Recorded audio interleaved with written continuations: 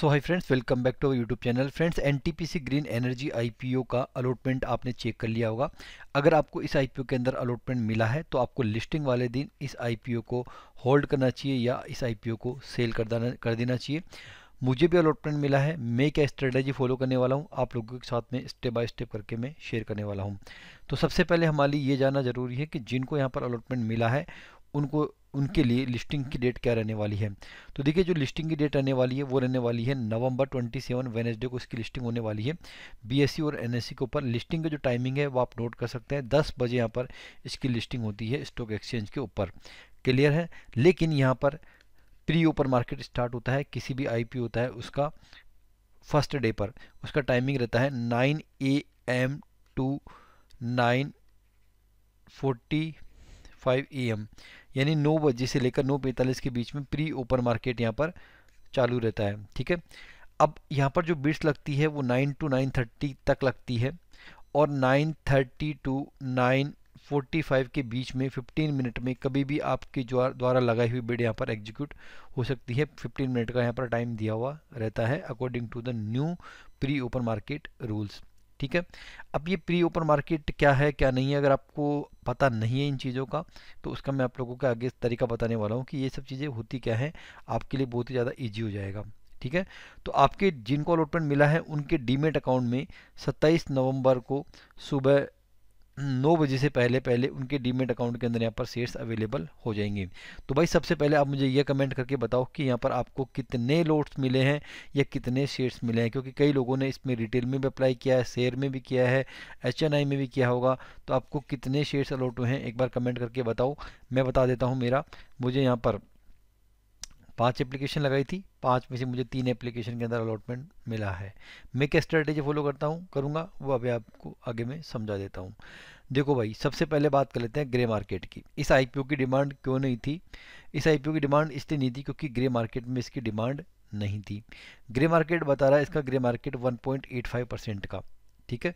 यानी हमने इसका देखा ग्रे मार्केट कभी यहाँ पर नेगेटिव के अंदर नहीं गया, जीरो तक आ गया लेकिन जीरो से नीचे नहीं गया ग्रे मार्केट प्रीमियम। अब देखो, मुझे जो एक्सपेक्टेड लिस्टिंग लग रही है वो क्या चीज़ हो सकती है। देखो यहाँ पर अगर हम देखते हैं अभी रिसेंटली जो बड़े आईपीओ लिस्ट हुए उनकी मैं बात कर रहा हूँ। सबसे पहले एक ब्लैक बक का आईपीओ लिस्ट हुआ था जिसका जीएमपी 0% का था, लेकिन वो भी यहाँ पर पॉजिटिव लिस्ट हुआ था 2.89% के प्रीमियम के ऊपर। नेवा बुपा हेल्थ इंश्योरेंस की बात करें, इसका जीएमपी था 1.35% का, वो लिस्ट हुआ था 5.59% के प्रीमियम के ऊपर। ठीक है। एक में 16 का तो वो नेगेटिव में था, तो और ज़्यादा नेगेटिव में इसकी लिस्टिंग हुई थी। स्विगी आईपीओ की बात करें, मैं बड़े आईपीओ जिनके यहाँ पर ग्रे मार्केट नेगेटिव नहीं हुए उनकी बात कर रहा हूँ। स्विगी का जीएमपी था 0 का और लिस्टिंग हुई थी 7.69% के प्रीमियम के ऊपर, जो कि कोई बता ही नहीं सकता था, कोई भी नहीं बता सकता था। सेगलिटी आईपीओ की बात करें 1% का जीएमपी था और लगभग 3.53% की लिस्टिंग हुई थी। यानी हमने क्या देखा कि बड़े आईपीओ जिनका जीएमपी नेगेटिव नहीं रहा उनकी यहाँ पर हमेशा पॉजिटिव लिस्टिंग हुई है, अप टू 10% तक यहाँ पर उनकी लिस्टिंग हुई है। लेकिन यहाँ पर प्रॉफिट केवल उन्होंने ही कमाया होगा जिन्होंने केवल लिस्टिंग के हिसाब से पैसा लगाया था, प्री ओपन मार्केट में जिन्होंने बिड लगाई थी। ठीक है। क्योंकि प्री ओपन मार्केट में बिड लगाने के बाद में, प्री ओपन मार्केट निकल जाने के बाद में फिर 10 बजे बाद में इनकी प्राइस के अंदर यहाँ पर फॉल हुआ था। ठीक है। इन आईपीओ में चाहे वो नीवा का आईपीओ हो चाहे वो स्विगी का आईपीओ हो, तो अगर आप प्री ओपन मार्केट में सेल करना चाहते हैं तो आप उसको 10 बजे से पहले पहले आप उसको सेल कर सकते हैं। सेल कैसे कर सकते हैं वो अभी आगे आपको मैं बताने वाला हूँ। तो अब मेरी क्या स्ट्रेटजी यहाँ पर रहने वाली है वो आप लोगों के साथ में मैं शेयर करने वाला हूँ। देखो, मैं आपको एक चार्ट बता देता हूँ सबसे पहले स्विगी का, कि स्विगी के आईपीओ के अंदर क्या हुआ था। पहले आप समझ लेना, थोड़ा सा आपके लिए बहुत ज़्यादा इजी हो जाएगा इस चीज़ को समझना। मैं यहाँ पर 1 मिनट की कैंडल लगा देता हूँ यहाँ पर, है ना। और इसकी लिस्टिंग हुई थी 13 तारीख को, तो मैं 13 तारीख को यहाँ पर चला जाता हूँ। तो आप देखोगे यहाँ पर 420 के ऊपर यहाँ पर इसकी 420 के ऊपर ये प्री ओपन में, यानी जिसने इसको बेचा होगा प्री ओपन मार्केट में उसने 420 रुपये में इसको बेच दिया होगा। उसके बाद में इसमें गिरावट आई और आप उसके बाद में गिरावट आने के बाद इसकी प्राइस देख सकते हैं कितनी आ गई थी, 393 आ गई थी और उसके बाद में फिर 391 आ गई थी।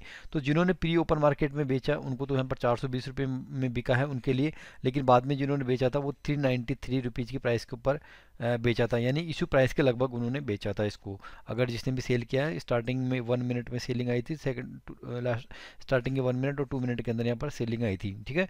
तो प्री ओपन मार्केट में यहाँ पे जिन्होंने बेच दिया उसको यहाँ पर लगभग 7% का यहाँ पर प्रॉफिट हो गया था। मैं आपको ये नहीं बता रहा कि यार ये सेम जो चीज़ है ना ये एनटीपीसी में होने वाली है, ऐसा कोई ज़रूरी नहीं है। हो सकता है कि यहाँ पर हो सकता है कि प्री ओपन मार्केट में प्राइस यहाँ पर जिसका जो इशू प्राइस है वो है 108 रुपये का।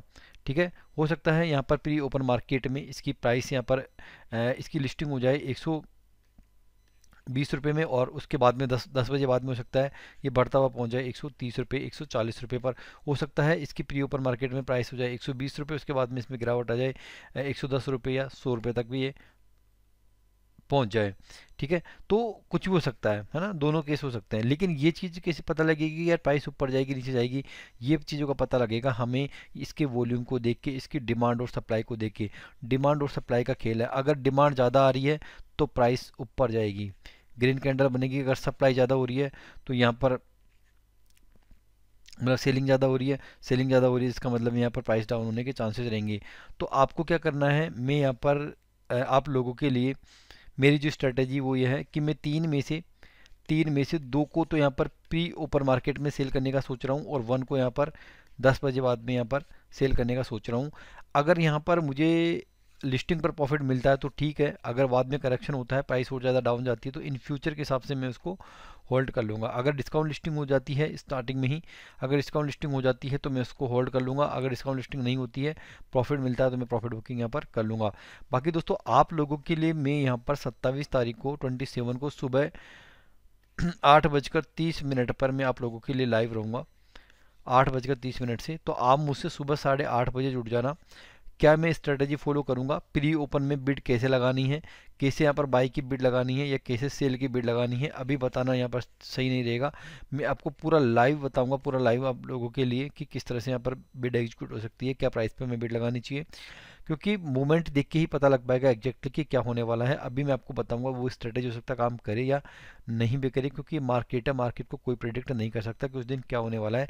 इसलिए आप मेरे साथ सुबह 8:30 जुड़ जाना। इसके लिए आप मेरे चैनल को यहाँ पर आप ज़रूर से सब्सक्राइब करके रख लो और बेल आइकन को प्रेस करके रख लो, क्योंकि 27 तारीख को अगर मैं सुबह 8:30 आप लोगों के साथ में लाइव आता हूँ तो आप लोगों से मैं कनेक्ट होऊंगा सीधा, और आपके जो भी क्यूरीज है मैं लाइव में आप लोगों की क्यूरीज को रिप्लाई करूँगा। तो दोस्तों आई होप आपको वीडियो हेल्पफुल लगा होगा। वीडियो हेल्पफुल लगा तो चैनल को सब्सक्राइब जरूर करके जाना। Thanks for watching.